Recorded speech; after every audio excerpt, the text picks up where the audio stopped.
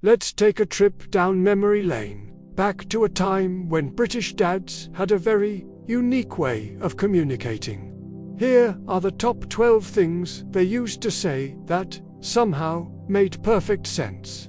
At number 12, we have the classic, "Were you born in a barn?" This was the standard question you'd get every single time you left a door open. It didn't matter if it was the height of summer or the depths of winter. An open door was an invitation for your dad to question your entire upbringing. Apparently, leaving a door ajar meant you were raised by livestock and had no concept of modern living. The sheer drama of it all, as if a gale force wind was about to rip through the house. All because you forgot to swing the door shut. Coming in at number 11, I'll give you something to cry about. This was the ultimate emotional shutdown. You'd be having a little sob over a scraped knee or a broken toy, and instead of a hug, you got this. It was a threat so effective it could stop tears in their tracks. It wasn't about comfort. It was about achieving immediate silence. It taught you to keep your feelings to yourself at a very young age, a core tenet of the British emotional experience. Problem solved. Sort of. At number 10, we have the age-old financial wisdom. Money doesn't grow on trees. This was the go-to line whenever you dared to ask for anything that cost more than a few pence. A new bike, a video game, forget it. You'd get a stern lecture on fiscal responsibility, even though it felt like houses cost about 9 quid back then.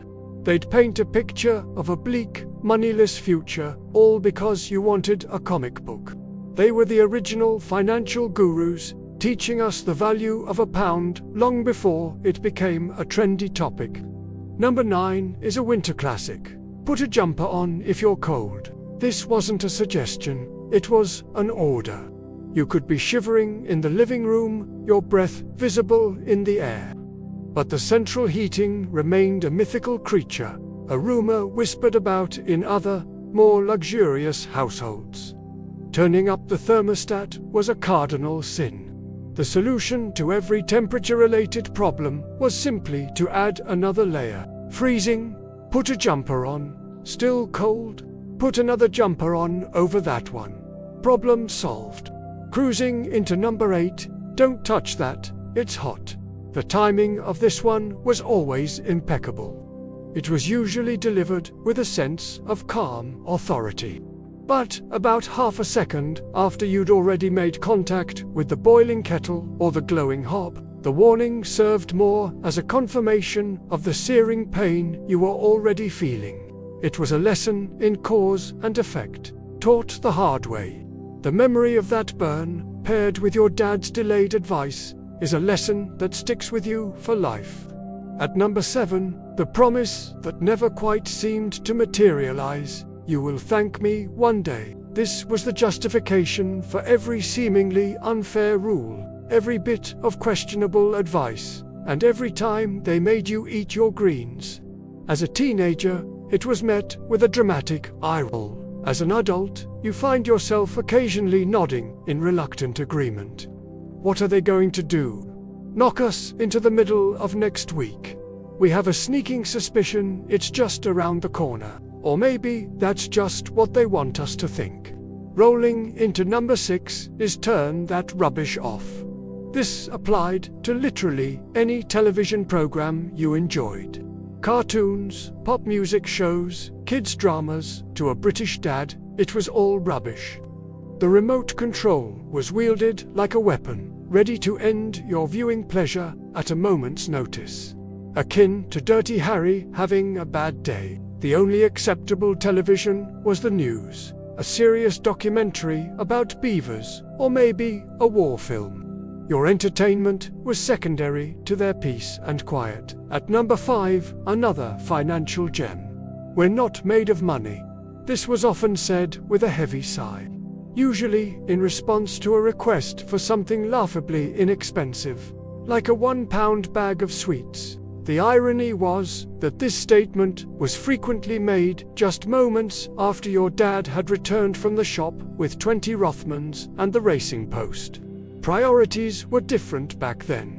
Luxury was a packet of fags and a bet on the 3:30 at Kempton, not a fizzy drink for the kids.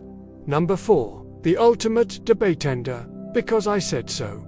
This phrase was the brick wall of logic. There was no appeal, no follow-up question, no room for negotiation.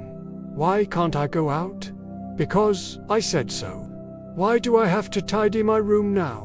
Because I said so. It was a verbal full stop, a declaration of absolute power that required no further explanation. It was both infuriating and, in its own way, brilliantly simple. The discussion was over forever. At number 3, we're back to the theme of temperature control. With "Close that door, I'm not heating the street." This was the slightly more elaborate cousin of "Were you born in a barn?" It painted a vivid picture of precious, expensive heat escaping the house and warming up the entire neighborhood for free. The sheer wastefulness of it. It was as if every particle of warmth that drifted outside was a pound coin flying out of his wallet, never to return. Barely missing the top spot. At number 2, is "You've had enough now." This phrase signaled the abrupt and non-negotiable end of something enjoyable. It could be a drink, a snack, or time playing with a toy. The decision was made arbitrarily and enforced immediately.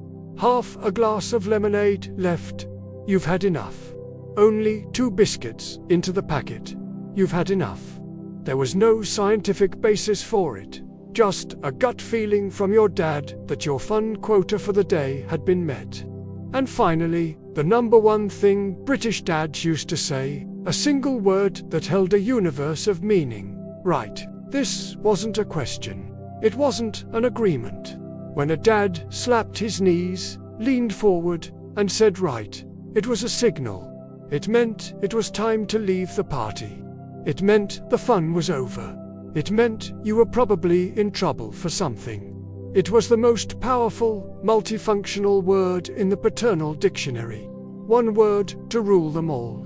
If you heard these phrases growing up, then congratulations. You survived classic British parenting. For more trips back in time, check out our full videos and subscribe to Back Then Britain. Thanks for watching.